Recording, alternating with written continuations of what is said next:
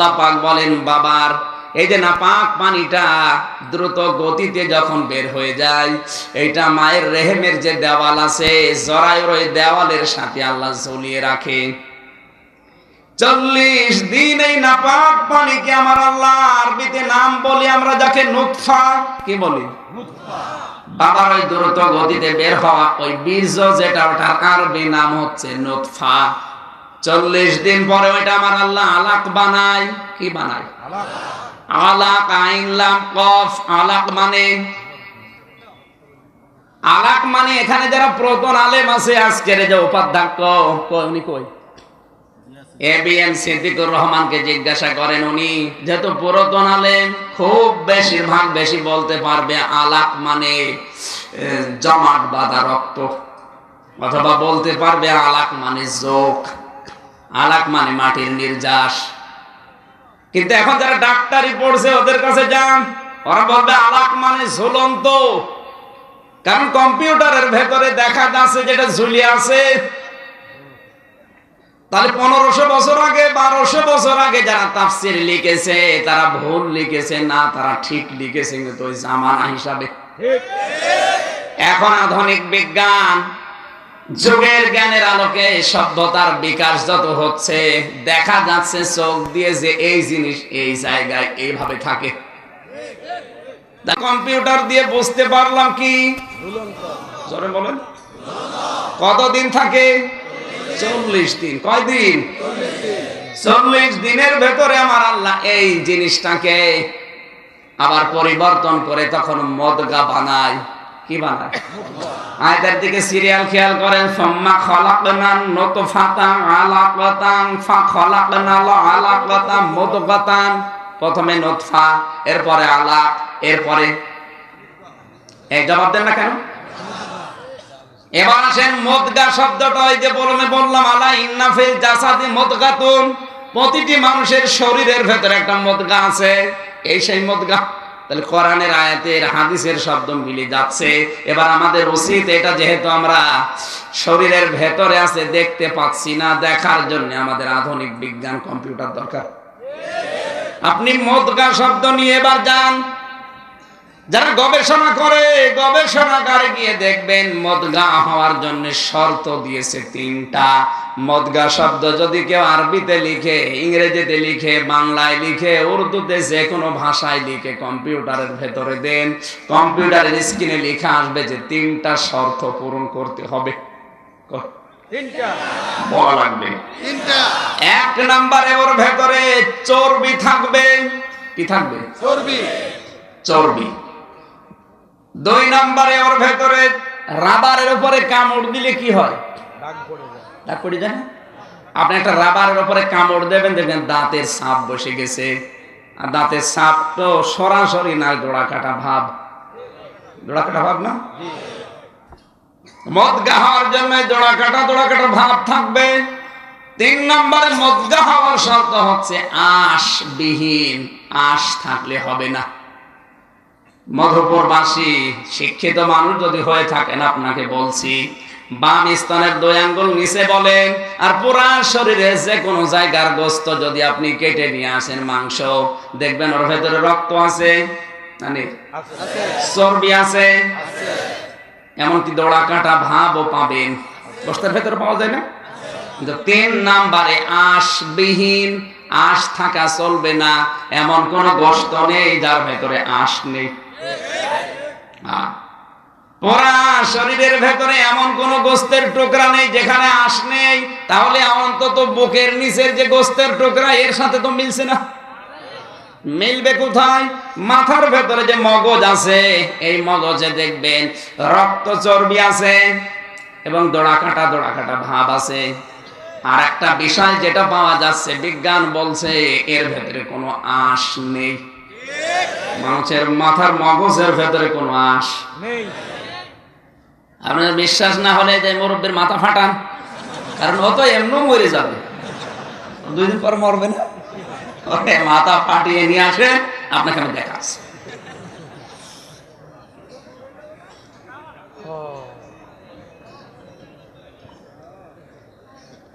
আপনার যে পীর এই কথা বলে দরকার ওর মাথা ফাটিয়ে বলবেন, দেখেন আপনি যে বললেন যে এখানে আছে, আমি দেখাচ্ছি এখানে আশ আছে কিনা দেখি, আপনার মাথা ফাটিয়ে দেখি। তাহলে মদগা হওয়ার শর্ত পেলাম যে 3টা, এটা কিন্তু এই জায়গায় যেটা আছে মিলছে না, কিন্তু মাথায় যেটা আছে এটা মিলে যাচ্ছে, কারণ এর ভেতরে আঁশ নেই এবং কি চর্বি আছে, রক্ত আছে, আর দোড়া কাটা ভাব আছে। এই কথা বলা লাগবে ভাই। তাহলে নবীজির কথার সাথে বিজ্ঞানের কথা মিলেছে, এবার আল্লাহর কথা মেলে কিনা দেখি। আল্লাহর কথা ছিল লাহুম কুলুবুল লা ইয়াফকাহুনা বিহা, তাদের কলব আছে কিন্তু চিন্তা নেই। তার মানে কলবের কাজ চিন্তা করা। এখানে যারা আছে শুধু পাগল বাদ দিয়ে এ কথা সবাই বলবে, মানুষ চিন্তা করে মগজ দিয়ে, বুক দিয়ে না। তাহলে মানুষের পরিষ্কার করা লাগবে কি বুক না এই মগজ?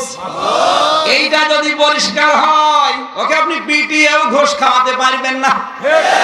আর এইটা পরিষ্কার হলে পিটানো লাগবে না, এমনি ঘুষ খাবে। এইটা যার পরিষ্কার, সে জেনা করে না, সে ব্যভিচার করে না, সে পরকীয়া প্রেম করে না, সে সুদ খায় না। কিন্তু এইটা যার পরিষ্কার, সবই খায়। বাবা শাহজালাল সব হালাল।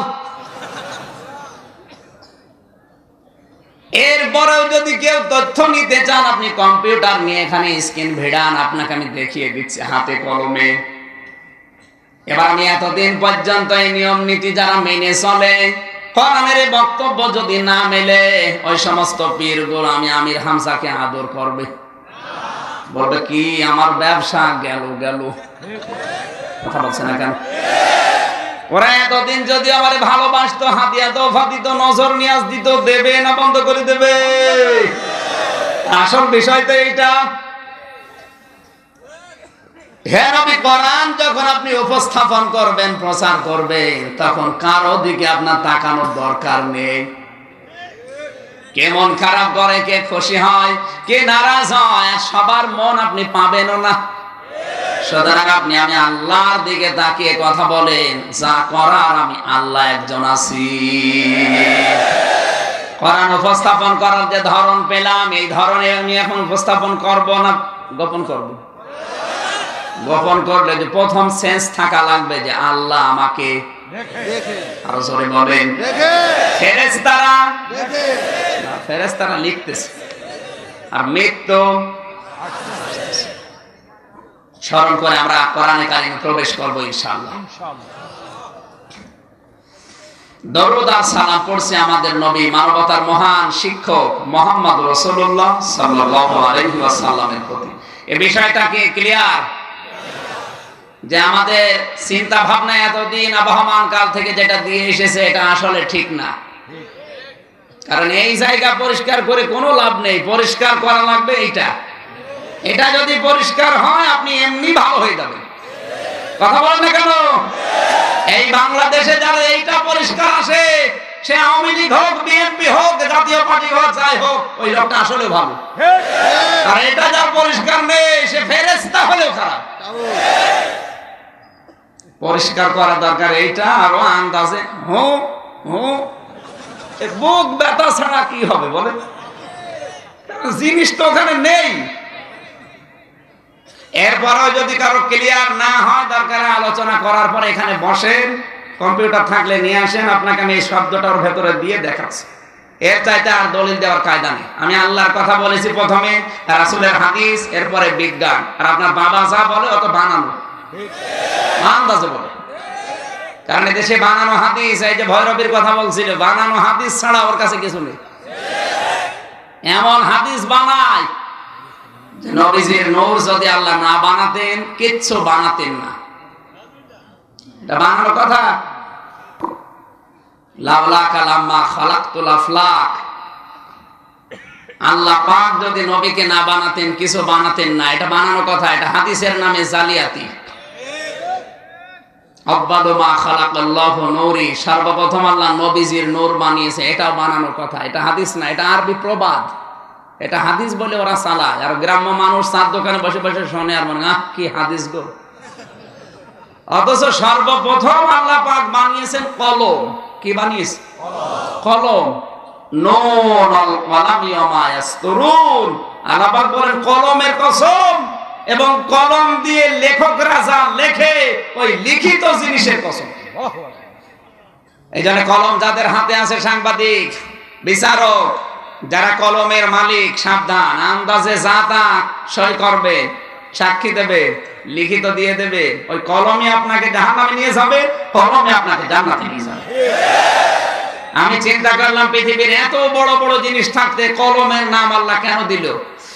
আমার এই ছোট্ট মেধায় ধরা পড়েছে পৃথিবীর যত ভালো কাজ, যত খারাপ কাজ, সব কিছুর মূলে কলম। মানুষের জমি জাল দলিল করি নাই কি দিয়ে? এই লোকটাকে ফাঁসি দেবে কি দিয়ে? বলুন। আপনি তাকান, পৃথিবীর যত ভালো কাজ বলে, এই যে চেয়ারে বসে বসে একজনের চাকরি খেয়ে নেয় কি নিয়ে? কলম দিয়ে। এটা ভালো মানুষ, কিচ্ছু জানে না, ওই দোষ করে না। ওর রাগ আছে, ব্যক্তিগত রাগ মেটাতে কলম দিয়ে ওর নাম কেটে বাদ দিয়ে দেয়। কলম আছে আর আপনি আন্দাজে লিখলেন। সাংবাদিক যারা আছে কি লিখা লেখে। এই মাহফিলটার পেছনে যিনি শ্রম দিচ্ছেন, আমার মনে হয় এই মাহফিলের খাতা আল্লাহ সরাসরি নিজে ডিল করেছে।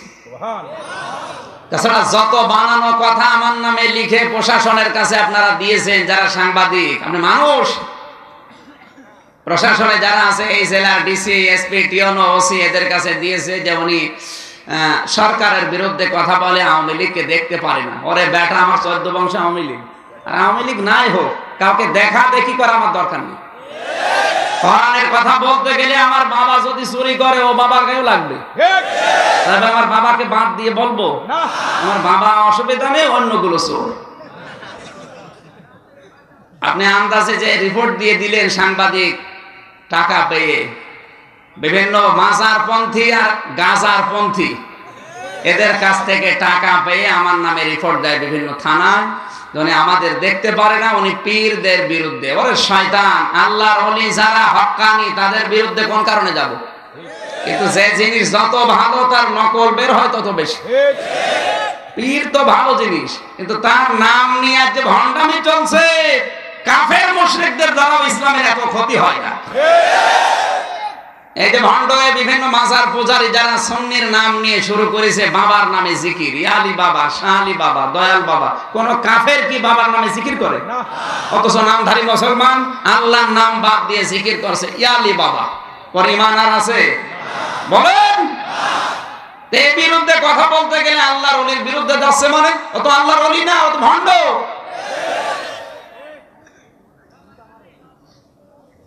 সেদিন চট্টগ্রামে এক মাহফিলে যাচ্ছিলাম, হঠাৎ করে ওসি সাহেব, আমি ফেনী প্রায় পার হয়ে গেছি, কল দিয়ে বলছে, হুজুর কোথায়? ফেনী পার হচ্ছি। বলছে আপনি আর আসবেন না। কেন? সকালবেলা 4 জন আল্লাহর ওলি এসেছিল আমার থানায়, সবুজ পাগড়ি মাথায় দিয়ে, বুঝতে পারছেন, মাছ ভান্ডারের মূল। ওনারা এসে লিখিত রিপোর্ট দিয়ে সই করে দিয়ে গেছে যে আপনি কুষ্টিয়ার চিহ্নিত রাজাকার। রাজাকারের তালিকা তো প্রকাশ হয়ে গেছে, আপনি দেখেন তবে তোমার নাম আছে কি। আর রাজাকার হওয়ার জন্য বয়স লাগবে কমপক্ষে 55 বছর, কারণ 47 বছর আগে যুদ্ধই হয়েছে। আরো ওই সময় 8-10 বছর বয়স হওয়া লাগবে। 55 থেকে 60 বছর না হলে তো রাজাকার হয় না। আর আমার বয়স কেবল 28 বছর। আমার বাবাও তো ওই সময় হয়নি। কি বললেন, আমি আপনাকে কোনোদিন দেখিনি, কিন্তু একই সকালবেলা যারা আসলো মনে হচ্ছে জান্নাত থেকে পালিয়ে এসেছে। ওরা এত বড় মিথ্যা কথা লিখে সই করলো কি করে? ও কি মানুষ?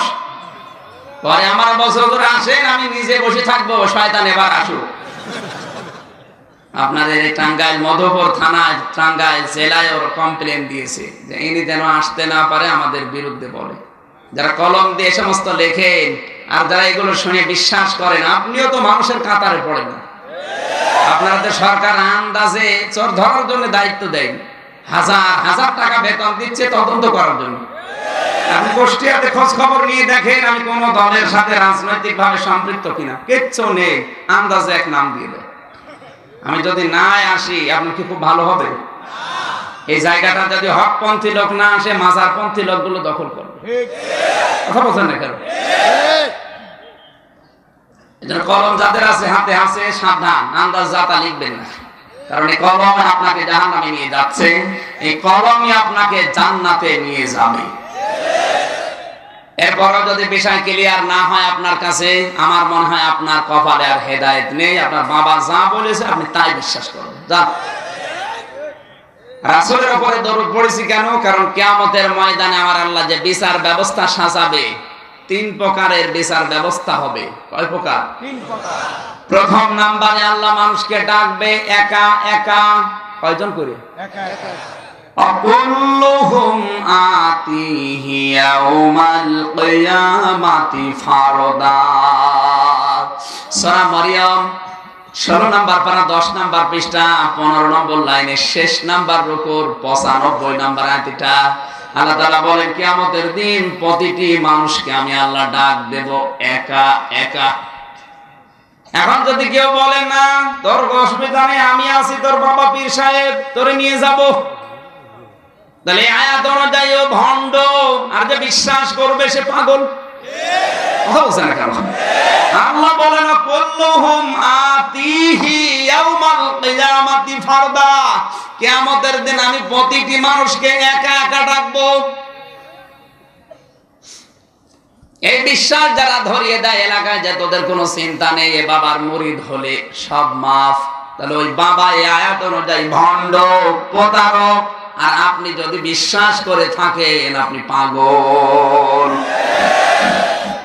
কিয়ামতের দিন আল্লাহ যখন একা ডাকবে আপনাকে তার সামনে, শুধু আমাকে না প্রত্যেককে। আজকের মাহফিলের দিনে বিশেষ অতিথি আছেন ইয়াকুব আলী, তাকে মনে করেন আল্লাহ ডাক দেবে কিয়ামতে, ডাক দিয়ে বলবে বান্দা বল দেখি তোরে 50, 60, 70 বছর কি করে কাটালি, তোকে একটা যৌবন দিয়েছিলাম কি করে কাটালি? উনি জবাব দিতে পারবে না। শুধু উনি না, এখানে যারা আছি প্রত্যেকের অবস্থা একই।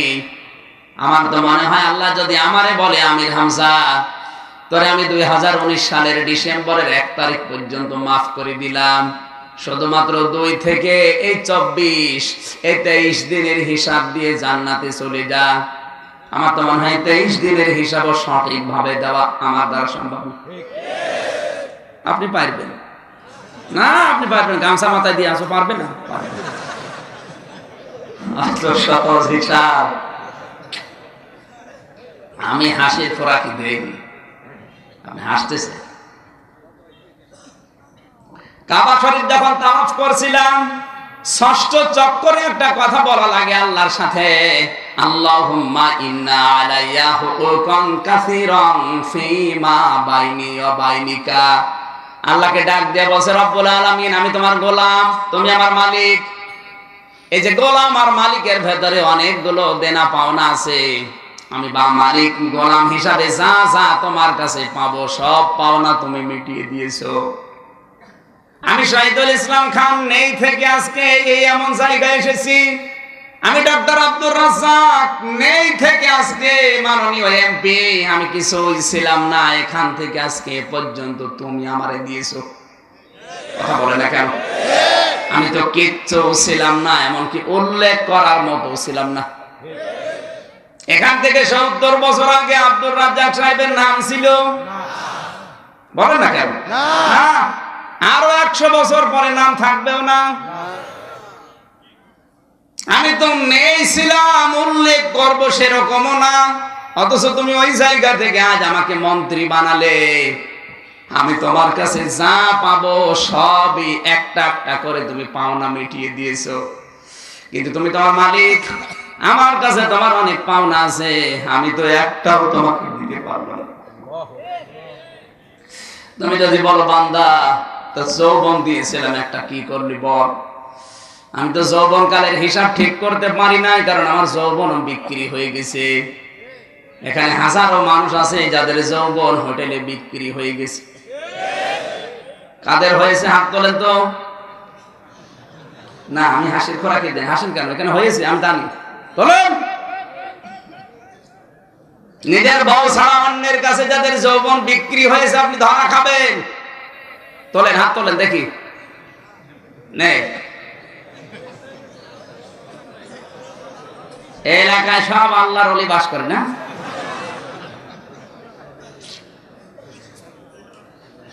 আল্লাহ, আমি তোমার কাছে দেওয়ার মতো তো কিছুই রাখি নাই, কারণ আমি সব হারিয়ে ফেলেছি। জবাব দেওয়ার মতো কায়দা আমার নেই। তুমি যদি বলো বান্দা সম্পদ উপার্জন করলে কি করে বল দেখি, আমার তো জবাব দেওয়ার কায়দা নেই, কারণ আমার সবগুলো সম্পদ অবৈধভাবে উপায় করা।